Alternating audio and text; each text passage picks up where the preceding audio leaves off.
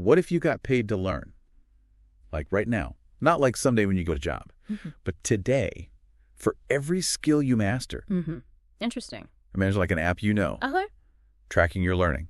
And it pays you in real money for every course you finish, every skill you learn. Wow.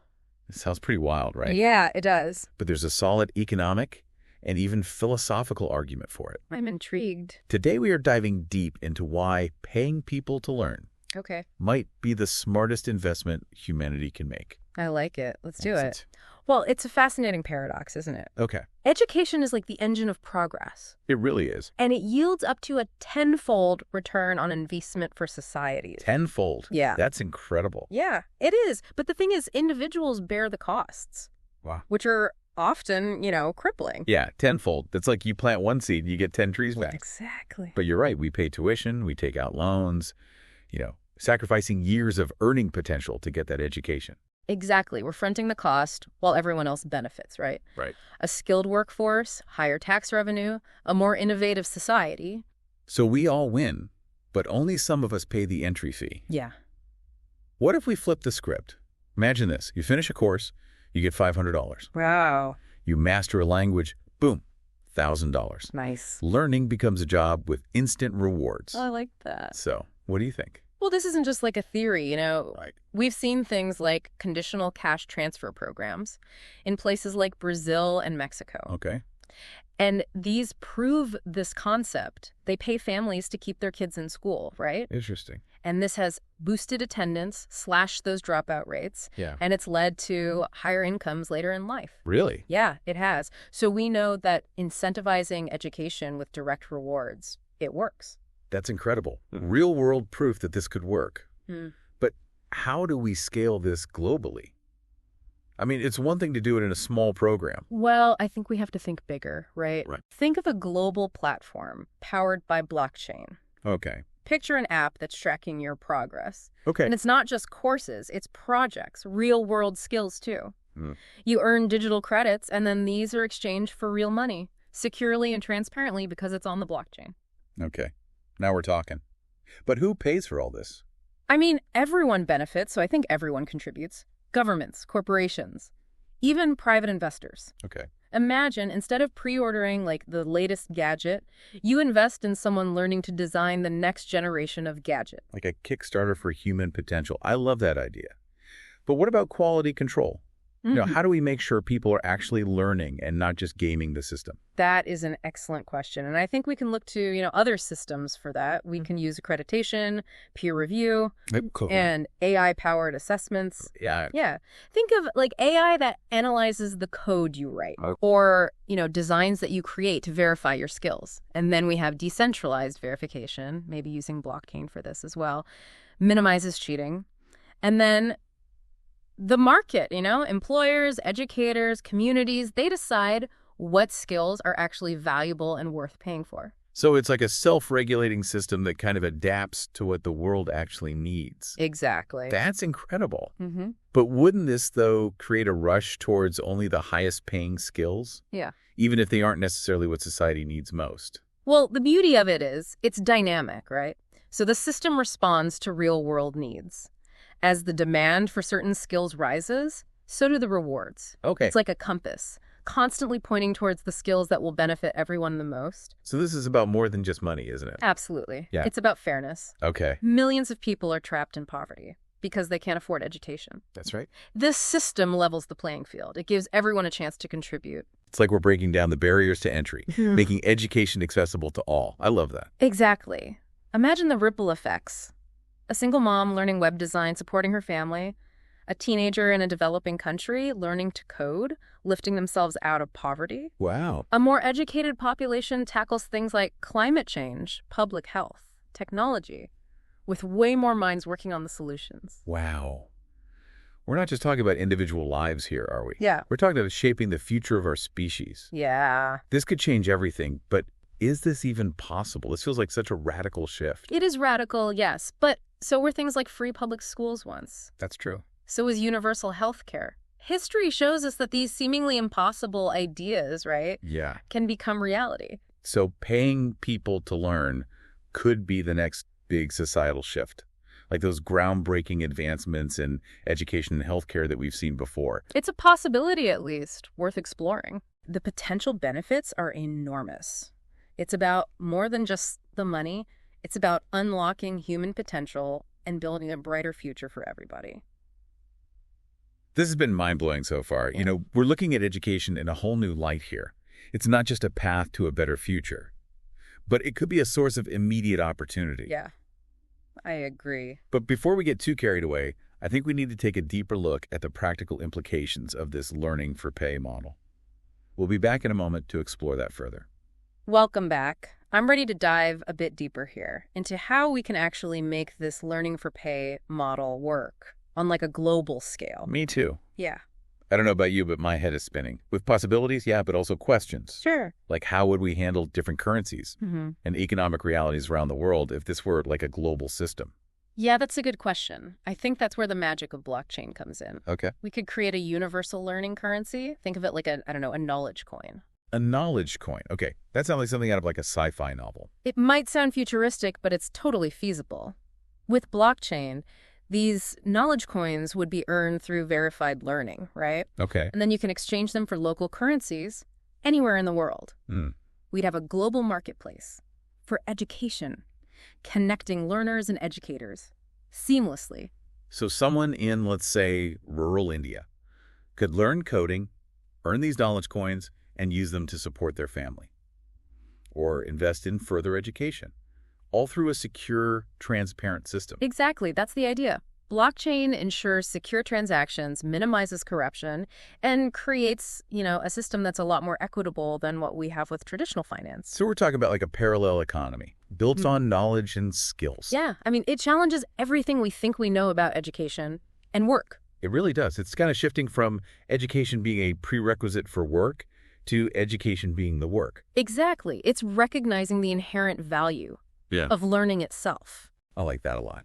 But I know, out there are going to be people who are skeptical. They're always skeptics. Sure. Right? And some might say this is just a utopian dream, impossible to implement in the real world. How do we address those concerns? What do we say to those people? Well, skepticism is healthy, right? Yeah. And it's important to acknowledge the challenges. But I think we can look at other things, other areas for inspiration. Look at open source software development, for example. Projects like Linux or Firefox. These are complex systems. They're high quality. And they were built collaboratively by volunteers around the world and without traditional hierarchies or financial incentives. So you're saying we could apply those same principles to education, create these open source learning platforms, have peer-to-peer mentoring and collaborative projects where contributions are rewarded with these knowledge coins. Yeah, exactly. And just like open source software, we can have peer review, quality control, community moderation. Right. To make sure the learning is legitimate and it's actually valuable. It's a proven model for decentralized and collaborative success. That's a really compelling analogy. It makes this whole idea of like a decentralized, knowledge-based economy.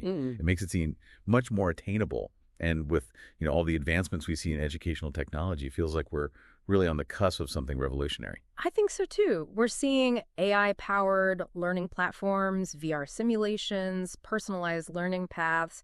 Imagine kids excited to do their homework, right? Because it's this interactive experience that earns them, knowledge coins. Adults upskilling and reskilling seamlessly throughout their lives, adapting to the job market as it changes. So learning becomes a lifelong adventure, personally fulfilling and financially rewarding. I love that. It's not just about acquiring knowledge anymore. It's about using that knowledge to solve problems, create value, contribute to something bigger than ourselves. That's the heart of it. Aligning learning with purpose, tapping into that very human desire to learn, to grow, and to just expand our horizons. Okay. So we've talked about the economics, the technology, the social impact. Yeah. What about like the psychological implications here? How would they feel knowing that their learning has this immediate, tangible value? That's where it gets really interesting. Imagine removing the fear of financial hardship from the learning equation. Okay. Education transforms from a burden into an opportunity. What happens then? I imagine we'd see an explosion of creativity, and curiosity and intellectual exploration. People would just be free to learn whatever they want. Exactly. People will be free to pursue their passions, experiment, take risks. Without that fear of failure holding them back, it fosters a society of lifelong learners. And that's so crucial in today's world. Everything changes so quickly. Technology is advancing at an unprecedented rate. We're facing these incredibly complex challenges.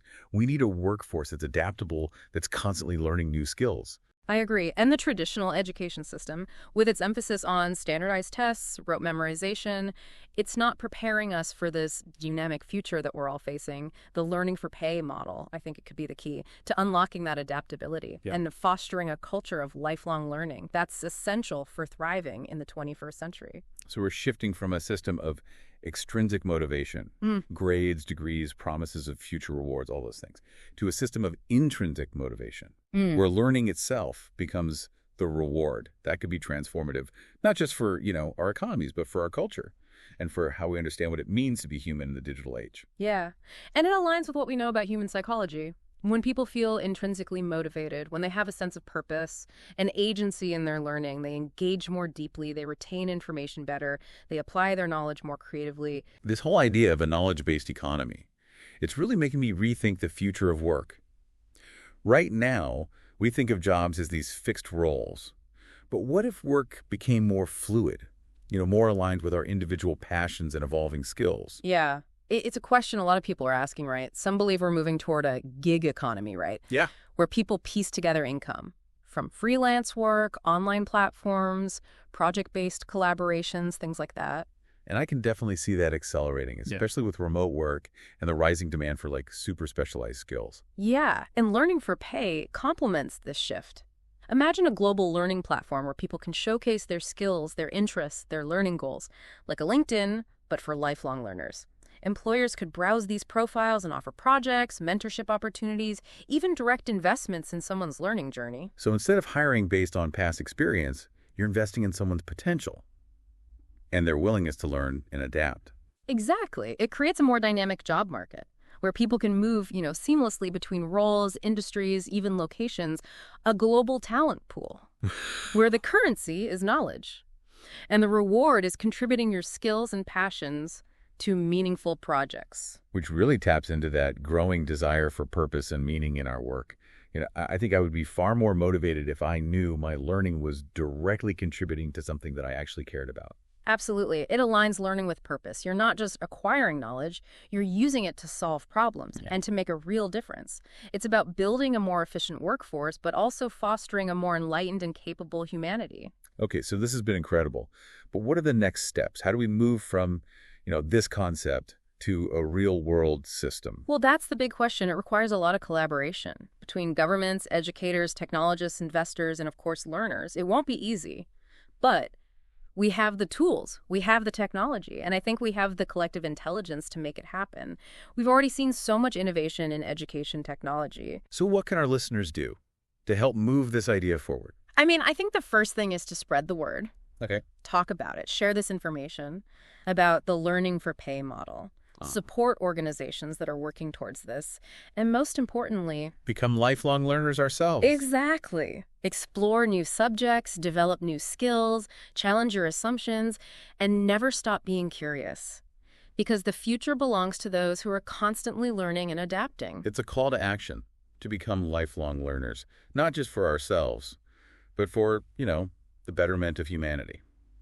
Who knows, maybe one day getting paid to learn will be as commonplace as getting paid to work. It's a future that I'm excited to be a part of, and I think together we can make it happen.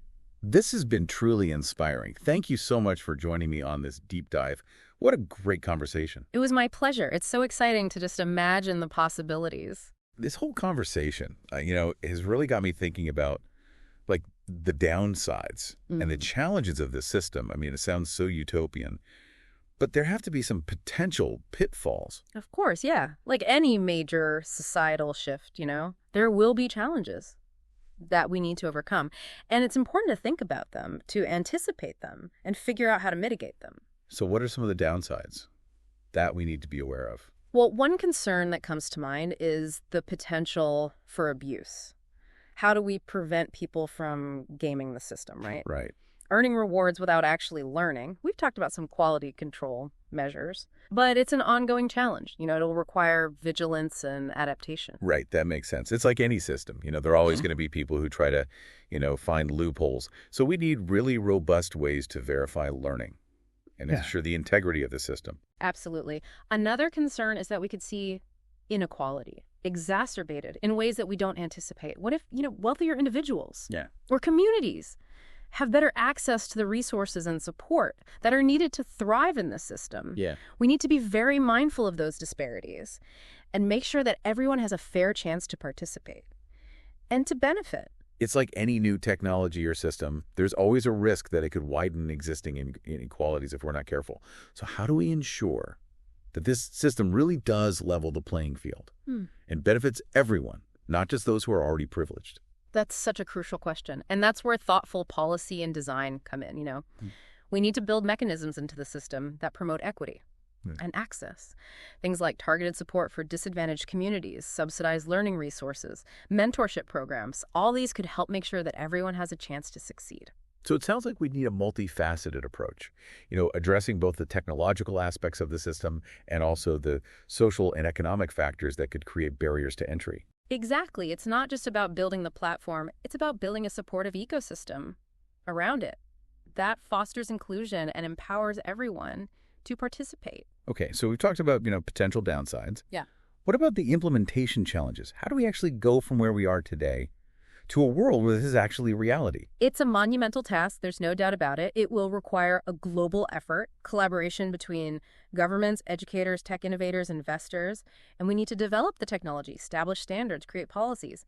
And most importantly, I think we need to build public support for this idea. It sounds like we need a massive paradigm shift, not just in how we think about education, but in how we structure our economies and our societies. It is a fundamental shift in how we value learning and human potential.